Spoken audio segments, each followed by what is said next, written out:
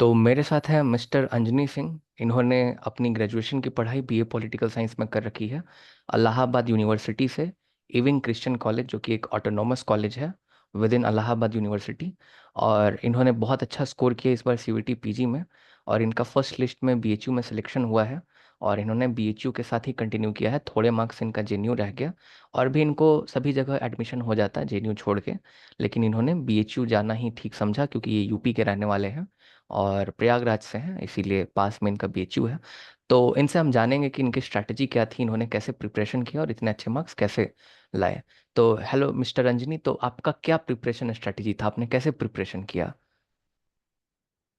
First of all, thank you so much, sir, for calling me here. And this was possible only due to your constant support. अगर आज ये हो पाया है तो वो सिर्फ आपकी वजह से हो पाया। आप हमेशा हम लोग के लिए अवेलेबल थे, किसी भी टाइम हम लोग मैसेज करते थे तो आप रिप्लाई कर देते थे, कोई भी डाउट किसी भी टाइम। तो सबसे बड़ा थैंक्स तो आपको है, क्योंकि आपके बिना ये नहीं हो पाता। तो अगर स्ट्रेटजी की बात करूँ तो जैसे ही मेरा फिफ्थ सेमेस्टर लगा तो सीयूईटी देना था, ये माइंड में क्लैरिटी थी। तो फर्स्ट ऑफ ऑल मैं ये कहना चाहूंगा कि मैंने ये सोचा कि मुझे डिस्ट्रैक्शन में नहीं जाना है, क्योंकि यूट्यूब पे इंटरनेट पे देखे तो रिसोर्सेज मतलब प्लेंटी ऑफ रिसोर्सेज है, बहुत ज़्यादा रिसोर्सेज हैं। तो मेरे दिमाग में ये चीज़ क्लैरिटी था कि मुझे बहुत लिमिटेड रिसोर्सेज रखना है। तो मैं पढ़ो तो ऐसे से सेमेस्टर वन से ही ज्वाइन था, मैं हमेशा से पढ़ो तो ऐसे से पढ़ता था। तो आपके समझाने का तरीका मुझे सबसे ज्यादा सिंपल लगता है और सबसे जल्दी समझ में आ जाता है। कोई भी हार्ड से हार्ड कॉन्सेप्ट हो तो वो मैं समझ जाता हूँ जल्दी ही, क्योंकि आपके समझाने का तरीका शायद सबसे सिंपल है। तो आप बहुत अच्छे समझाते हैं। तो मुझे आपने सीयूईटी पीजी के कोर्सेज लाए थे, तो मुझे लगा इससे बढ़िया ऑप्शन तो कोई नहीं हो सकता है, तो मैं फिर उसमें ज्वाइन हुआ।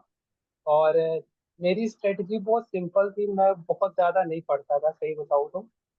मैं सितंबर से ही, फर्स्ट ऑफ सितंबर से जब क्लासेस चालू हुई तो मैंने मेरी बस दो दो स्ट्रेटजी थी। पहला तो कंसिस्टेंसी बना के रखनी है, और second was that the revision. मैं बस इन्हीं दो चीजों पे फोकस करता था, कभी लाइव क्लासेस मैंने छोड़ी नहीं है। जब भी हुई तो मैं करता था, how hard it would be, but मैं मैनेज करता था कि मैं करूँ। और साथ ही साथ मैं उसके नोट्स भी बनाते चलता था, नोट्स पे ज्यादा टाइम वेस्ट नहीं किया मैंने। मैं बुलेटिन पॉइंट्स में, फ्लो चार्ट में जो चीज इंपॉर्टेंट होती थी बस वही नोट्स में लाइव क्लास के साथ ही साथ बनाते चलता था। और तो मैंने ऐसे किया, कंसिस्टेंसी बना के रखता था कि मुझे क्लास करनी है, नोट्स पे ज्यादा ध्यान नहीं देता था। मतलब चल रही है क्लास के साथ साथ नोट्स बना लिया। और सेकंड थिंग जो रिवीजन का था, रिवीजन का सबसे बेस्ट चीज मुझे लगा, पढ़ो तो ऐसे ग्रुप में हम लोग को थीम वाइज मॉक टेस्ट मिलता था। अगर मैंने पॉलिटिकल थ्योरी पढ़ लिया तो फिर मैं थीम वाइज मॉक टेस्ट पे जाता था, वहां से लग जाता था कि कौन सा टॉपिक तैयार है कौन सा नहीं तैयार है। थीम वाइज मॉक टेस्ट सबसे ज्यादा हेल्पफुल रहा मेरे लिए, क्योंकि मैं ऐसे पढ़ता हूँ कि अगर पॉलिटिकल थ्योरी उठाया है तो पहले वही मुझे करना है, जब तक उस पर मुझे 100% क्लैरिटी नहीं आ जाती तो मैं आईआर पे नहीं जाऊंगा। तो थीम वाइज मॉक टेस्ट वहाँ पे हेल्प करता था, ये समझने में भी कहाँ पे लैग हो रहा है, कौन सा टॉपिक अच्छे से तैयार है। तो मेरे लिए थीम वाइज मॉक टेस्ट बहुत ज्यादा हेल्पफुल रहा। Second thing was that the Prabhat publication book to GC NET P by two, वो मैंने सॉल्व किया था। एक बार ये आगे से पीछे और देन पीछे से आगे, दो बार ऐसा हो गया था। तो वो बहुत हेल्पफुल रहा। कुछ कुछ क्वेश्चन तो सीधे सीधे मिले सीयूईटी पीसी में वहां से। और सेकेंड थिंग, सर की वीडियोस जो लाइव क्लासेस हम लोग को रिकॉर्डेड बाद में मिल जाती थी, तो उसको मैंने एक बार 2x पर देखता था। जैसे आज शाम को 8 बजे क्लास होती थी तो सुबह उठ के भी मैं उसको एक बार 2x पे देख लेता था, तो माइंड में सारी चीजें फिर से रिकॉल हो जाती। क्योंकि हर चीज आप नोट्स में नहीं लिख सकते हो, तो नोट्स को जितना प्रिसाइज रखना है, क्योंकि लास्ट टाइम पे रिवीजन के लिए वो सही रहता है। तो अगर वीडियोस दोबारा देख लेता था तो फिर वो माइंड में सब कुछ रिकॉल हो जाता था। तो मैंने बस यही दो चीजों पे फोकस किया, कंसिस्टेंसी बना के रखा कि रोज जितना पढ़ रहा हूँ, आज सर ने अगर ये टॉपिक पढ़ाया है तो मुझे एनी हाउ कल दूसरी क्लास होने से पहले पहले मुझे ये चीज तैयार कर लेना है, क्योंकि बाद में फिर मुझे वो बर्डन सा नहीं नहीं लगा। वो मेरे दिमाग में ये नहीं कभी हुआ कि मेरा ये नहीं तैयार है, ये भी करना है ये भी करना है। तो कंसिस्टेंसी का मुझे ये फायदा मिला और मैंने ये बना के रखा, तो ये चीज मेरे लिए सबसे अच्छे से काम करी कि बाद में मुझे बर्डन नहीं लगा कि मुझे ये भी पढ़ना है ये भी पढ़ना है। सर के साथ साथ ही मैं चलता गया, जो सर पढ़ा रहे थे उसको मैं मैनेज करता गया, तो ऐसा मेरा प्रिपरेशन था। और सर ने इसमें सबसे ज्यादा हेल्पफुल रहे। सर किसी भी टाइम पे कोई भी डाउट अगर पूछते थे तो रिप्लाई आ जाता था एनी हाउ। किसी भी सिचुएशन में सर रहे, पूरा वॉइस चैट के साथ रिप्लाई आता था। तो ये थी मेरी स्ट्रेटजी। बहुत बहुत धन्यवाद आपका।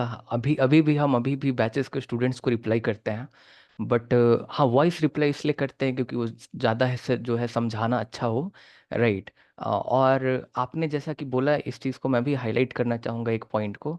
आप हमेशा लाइव क्लासेस करते थे, क्योंकि अगर रिकॉर्डिंग देखा जाए तो आपका नाम सबसे पहले अपीयर होता था। आपका और शिवांश और आस्था, बहुत सारे स्टूडेंट्स थे जो हमेशा रेगुलर रहते थे। तो मेरे ख्याल से आपने तो एक भी क्लासेस नहीं छोड़ा, क्योंकि मुझे नहीं ध्यान कि कोई भी ऐसा लाइव क्लास हो जिसमें आपका नाम अपीयर ना हुआ हो। तो मुझे तो लगता है आपने सारे क्लासेस ही किए हैं। और जैसा कि जैसे दो तरह के स्टूडेंट्स हो सकते हैं, जैसे हमारे यहाँ से शिवांश थे, उनका 262 मार्क्स है, राइट। उनको जेएनयू मिला है, तो उन्होंने पूरा लाइक थोरोली नोट्स बनाया था। लेकिन जैसा अंजनी बोल रहे हैं, इनका भी स्ट्रैटेजी बहुत बेटर है कि आप पॉइंट वाइज नोट्स बना सकते हैं वीडियोस को देखते देखते देखते देखते। लेकिन ये तभी काम करेगा जब आप रोज रिवाइज करते हैं, क्योंकि कभी कभी अपने नोट्स इंसान खुद भूल जाता है कि मैंने ये बुलेट पॉइंट लिखा तो मैंने किस पर्सपेक्टिव में लिखा था। वहां पे जैसा कि बिल्कुल। आपने बताया कि आप 2x पर वीडियो देखते थे, तो वो काम कर जाएगा आपके लिए। तो ये भी स्ट्रैटेजी काफ़ी बेहतर लगी आपको, जो कि मैं बाकी लोगों के साथ भी शेयर करना चाहूँगा। कि हाँ बिल्कुल, अगर आप पॉइंट वाइज नोट्स बनाना चाहते हैं, बुलेट नोट्स बनाना चाहते हैं रफ वर्क की तरह, that is also good idea, you know. बस आप उसको रिवाइज करते रहें बार बार, क्योंकि अगर आप रिवाइज नहीं करेंगे 10 दिन, तो आप खुद भूल जाएंगे कि मैंने लिख क्या रखा था इस कॉपी में। आपको खुद नहीं समझ में आएगा। ऐसा होता है लोगों के साथ, मेरे साथ भी होता है इनफैक्ट, जब मैं प्रिपरेशन करता था। तो आपको कहाँ, आपकी कमी कहाँ रह गई? लाइक आप जेएनयू जाना चाहते हैं, लाइक हर एक कोई का ड्रीम यूनिवर्सिटी होता है। बीएचयू, मैं जेएनयू बीएचयू को एक जैसा ही मानता हूँ। फिर भी कहीं पे आपको ज़्यादा फोकस करना चाहिए था, या सिर्फ एक बैड लक था, कुछ क्वेश्चन तो लाइक थोड़े बहुत ऊपर नीचे हो जाता है? क्या प्रॉब्लम क्या रहा एग्जाम के टाइम में? मेन थिंग जो मुझे समझ में आया, मेरे अंदर क्या प्रॉब्लम आई कि अगर हम लोग 223 का अगर पेपर क्वेश्चन पेपर देखें तो that was more conceptual rather on the factual. तो जो मेरा फोकस था वो शायद मैंने कॉन्सेप्ट पे ज्यादा ध्यान दिया, फैक्ट्स में कहीं ना कहीं लैग किया मैंने, क्योंकि डेट्स वगैरह के क्वेश्चन जो आ गए थे क्रोनोलॉजी में, कार्ल मार्क्स की बुक्स वगैरह अरेंज करने को, तो वहां पे मुझे दिक्कत हुई और उसी कंफ्यूजन से मेरे कुछ क्वेश्चन गलत भी हुए। सो रेदर ऑन, मैं सोचता हूँ अगर कॉन्सेप्ट पे कम ध्यान दे, अगर मेरे फैक्ट्स ज्यादा पढ़ लिए होते तो शायद आज गलत मार्क्स मेरे कुछ ज्यादा आ गए। तो नहीं मुझे नहीं यही एक मिस्टेक समझ में आती है। नहीं, आपने तो आपने अच्छा काम किया। एक्चुअली मैं यहाँ पे बाकी व्यूअर्स को भी बताना चाहूँगा। देखिए, क्वेश्चन मुझे भी नहीं पता 2025 में क्या सीयूईटी पूछेगा, मुझे भी नहीं पता। मैं पढ़ाता सब कुछ हूँ। मैं कॉन्सेप्चुअल भी पढ़ाता हूँ, फैक्चुअल भी पढ़ाता हूँ।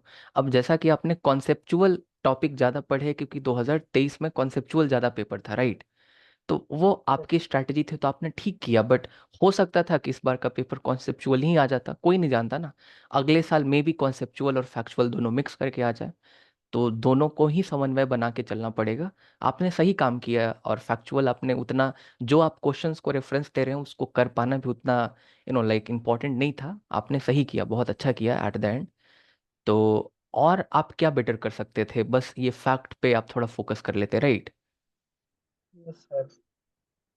तो यस बाकी सर, मुझे यही लगता है कि हम्म फैक्ट्स और पढ़ लेने चाहिए था, बस और कुछ नहीं लग रहा है। हाँ, तो बाकी कोई दिक्कत का बात नहीं, क्योंकि आपने कॉन्सेप्चुअल जो पकड़ बनाई, क्योंकि आप तो बीएचयू में चले गए।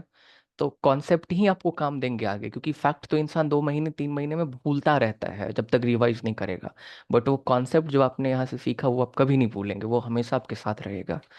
आगे का क्या प्लान है? आगे यूपी पीसीएस देने के बारे में, या फिर यूपीएससी के बारे में क्या क्या सोचा आपने? Sir, with the PG in these 2 years, my main focus on UGC NET and JRF। हम्म। अगर इन 2 सालों में तो मेन फोकस यही रहेगा, एंड उसके आगे का फिर state PCS and UPSC I will see after the PG. आपका तो जेआरएफ हो जाएगा, उसकी तो चिंता मुझे नहीं है, और मुझे ऐसा लगता भी नहीं है कि आप नहीं जेआरएफ कर पाएंगे। वो तो आप एक साल में कर लेंगे। आप तो जून वाली एग्ज़ाम में, अगले साल दिसंबर वाली एग्ज़ाम में जेआरएफ कर लें, आपका आराम से हो जाएगा। हो सकता है इस दिसंबर में भी आपका हो जाए। तो वो तो आप कर ही लेंगे, उसके बाद आप बिल्कुल पीसीएस की तैयारी कीजिएगा, और बिल्कुल यूपीएससी की भी लाइक तैयारी कीजिए। मैं सबको कहता हूँ कि एक बार ज़रूर तैयारी करना चाहिए। और आप बहुत अच्छे थे, मेहनती थे, हमेशा आपने लाइव क्लासेस किया, और आपका शुक्रिया भी टाइम निकालने के लिए। और आप लाइक आपके साथ एक कनेक्ट फील होता था बैचेस में भी, आप जब मैसेजेस करते थे। तो आपके साथ मेरी शुभकामनाएं हैं बहुत सारी। और जेआरएफ तो आपका होगा, उसके लिए तो आप चिंता मत कीजिए, आप जरूर निकालेंगे उसको। और यूपी पीसीएस भी आप देंगे तो भगवान के आशीर्वाद से वो भी निकल जाएगा, क्योंकि हम लोग तो मेहनत करते हैं, ऊपर वाला बस भगवान है देने वाले हमें। Sir thank you so much. Your most welcome, most welcome. तो अच्छे से आप पढ़ाई कीजिए, बीएचयू में, बीएचयू में टॉपर बनिए, आप बनिएगा, मुझे विश्वास है इस बात का। और भी बहुत सारे हमारे फ्रेंड्स जो हैं, जो हमारे आपके फ्रेंड्स जो हैं, हमारे बैच के बहुत सारे लोग बीएचयू में गए हैं, तो उनके साथ ग्रुप स्टडी भी आप कर सकते हैं, तमाम सारी चीज़ें होंगी। आप बहुत बेटर करेंगे अपने लाइफ में, मुझे पूरा विश्वास है। और आपका जेआरएफ जरूर होगा, अगले साल ही हो जाएगा मुझे ऐसा लग रहा है, या इसी साल हो जाएगा मुझे ऐसा लग रहा है। ये मेरा बिलीव है आपके ऊपर। बहुत बहुत धन्यवाद मिस्टर अंजनी मेरे साथ जुड़ने के लिए, और हमेशा लाइव क्लासेस करने के लिए, क्योंकि अगर आप लोग रेगुलर रहते हैं तो मुझे भी मोटिवेशन आता है कि नहीं मैं पढ़ा ठीक रहा हूँ, इसीलिए लोग रोज ज्वाइन कर रहे हैं, तो मुझे बेटर फील होता है। तो थैंक यू सपोर्ट करने के लिए आप सबका। और मेरी बहुत सारी शुभकामनाएं आपके साथ। Thank you so much sir. You're thank most welcome. Thank you. Thank you so much for your time, and have a great day ahead.